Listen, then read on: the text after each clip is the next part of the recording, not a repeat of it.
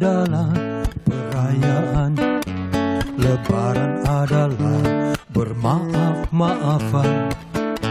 Mudik ke kampung halaman, Lebaran adalah perjumpaan. Bersalam-salaman dengan handai colan, tapi sayang Covid masih gentayangan. Om Jo, liriknya episode kali ini tuh kayaknya ngeri-ngeri sedap gitu ya. Tadi kan nekat gitu kan, terus gitu sekarang ini Covid gentayangan udah mulai ini.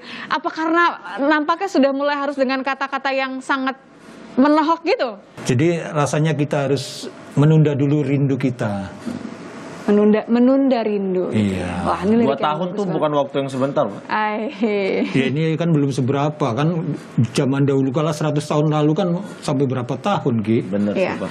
Daripada Untung kita sekarang ada teknologi juga kan. daripada kita menyesal. Benar, Begitu ya. Supaya nggak lama-lama menyesal, Nitya mau undang kalau gitu ya.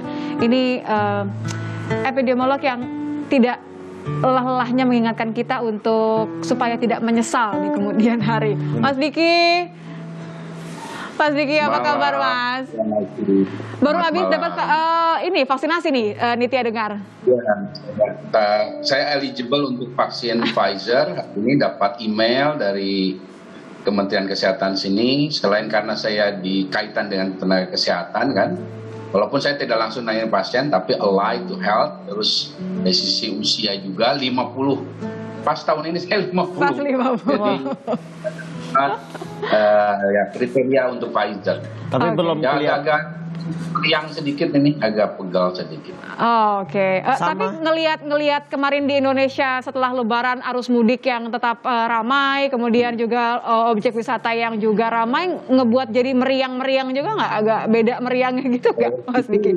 Dari meriang kemarin saya di diskusi saya diundang diskusi dengan Kementerian Kesehatan. Ini bikin kita semakin harus waspada ya, karena ancamannya sudah jelas. Jadi kalau bicara mau meledak sih sebetulnya udah siap, kita harus sudah siap. Dan kalau mau jujur ya saya harus karena saya berkoneksi dengan banyak teman di lapangannya, di rumah sakit. Saat ini sudah mulai merangkak ya, angka ini sudah mulai merangkak, dan itu hal yang lumrah karena itulah hukum biologi gitu ya. Dan Artinya tidak boleh kaget ya, tidak boleh mempertanyakan kok kita begini gitu ya. Betul, dan juga kita tidak bisa juga hanya menyalahkan libur Lebaran atau mudik ini, karena ini udah 1 tahun.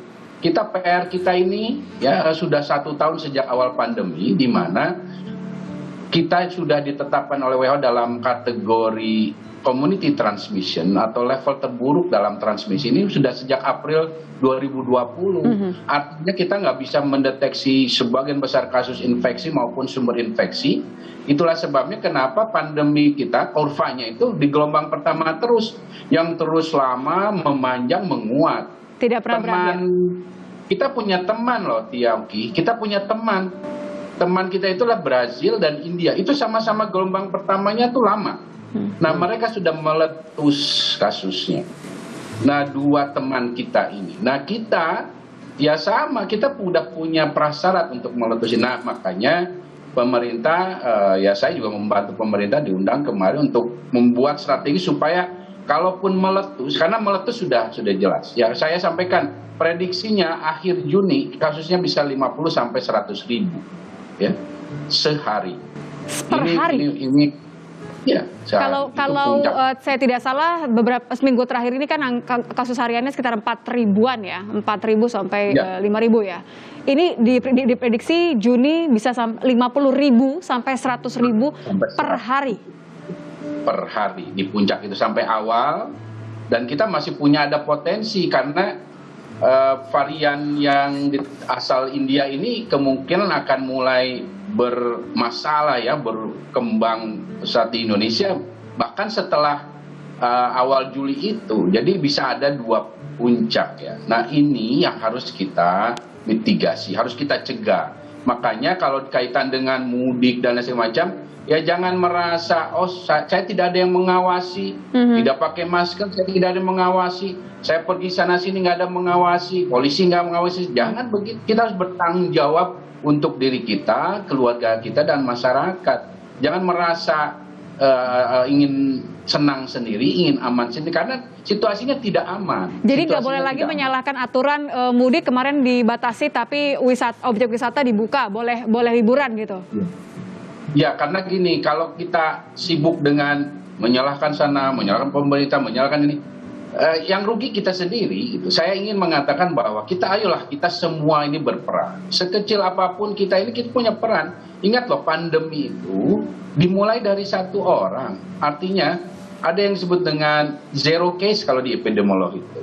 Jadi artinya kalau setiap orang ini bisa memperbaiki perilakunya dalam artian lebih disiplin, lebih taat aturan, itu akan berkontribusi dalam mengurangi kecepatan virus ini menyebar. Itu memang tidak akan sampai 0, tapi setidaknya kita berkontribusi. Gitu, ya. Tapi Mas Diki, tingkat ketidakpercayaan orang itu sangat besar di Indonesia untuk saat ini. Ini berdasarkan opini pribadi. Bahkan nggak usah jauh-jauh, ke keluarga saya sendiri aja ya. Terutama kan di daerah nih. Mereka tuh benar-benar tidak percaya itu ada. Karena mereka hidup di lingkungan yang normal seperti biasa, seperti tidak ada pandemi gitu. Ini benar-benar normal di daerah. Jadi apa yang disampaikan Oki betul. Jadi Indonesia, survei terakhir mengatakan sekitar 20% orang Indonesia itu nggak percaya ada pandemi. Ya, ini karena pengaruh infodemik ya, misalnya hoax dan segala rumors yang memang di sini ada kelemahan di sisi pemerintah yang nggak segera meluruskan itu. Kalau bicara respon seperti ini, seperti tenaga kita ya, Singapura, nggak nyampe 2 jam kalau ada rumors atau hoax itu langsung dia luruskan, dia lawan kita, di kita ini banyak berkembang lama. Dan satu lagi yang membuat kenapa ini jadi agak subur, kita ini seperti India punya populasi muda itu kurang lebih 50%-an. Nah, populasi muda ini membuat orang yang terinfeksi ini 86% nggak bergejala.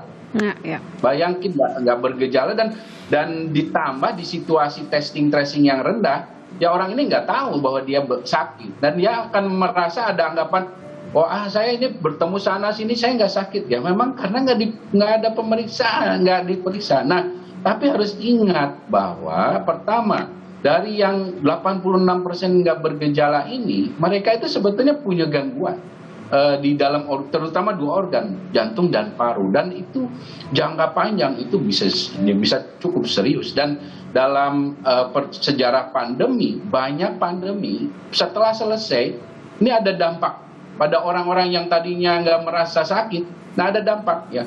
Ada yang disebut dengan, kalau bicara misalnya pandemi flu 100 tahun lalu, itu ada yang disebut dengan encephalitic lethargica. Jadi orang-orang jadi saya lemah, nggak bisa bergerak, bahkan ada sampai yang agak lumpuh gitu. Nah, ini yang harus kita sadari bahwa akan ada potensi penurunan kesehatan ya, kualitas kesehatan. Kemudian juga dari yang 86% yang nggak bergejala itu ternyata 60% berkontribusi pada penularan, sehingga mereka ini yang melahirkan banyak bom-bom waktu ya, menanam banyak bom-bom waktu, dan itu yang terjadi di India atau di Brazil. Makanya belum lagi kita melihat bahwa tidak semua orang punya kesadaran setelah kembali dari mudik ataupun wisata untuk melakukan karantina, isolasi mandiri ataupun juga tes. Kita boleh bahas ini nanti ya, Mas Diki. Nanti mau undang salah satu Pak RW nih ceritanya, Pak RW yang kemudian bersama-sama dengan Satpol PP juga untuk menjemput paksa. Nih apa yang kata-kata menjemput paksa nih pemudik-pemudik yang nggak lapor gitu sebagai bentuk dari tanggung jawab. Benar. Cukup atau tidak? Nanti kita mau tanya sama Mas Diki, tapi sesaat lagi nih kita mau membiarkan Oki menambah imunitas dulu nih dengan makan. Oki baru selesai vaksin, bawaannya lapar terus nih Mas Diki. Emang biasanya nggak laparan? Biasanya laparan juga ya? Masih ada yang belum pulang, dan ini juga barusan ada laporan lagi sudah ada yang pulang. Ini akan segera kami tindak lanjuti.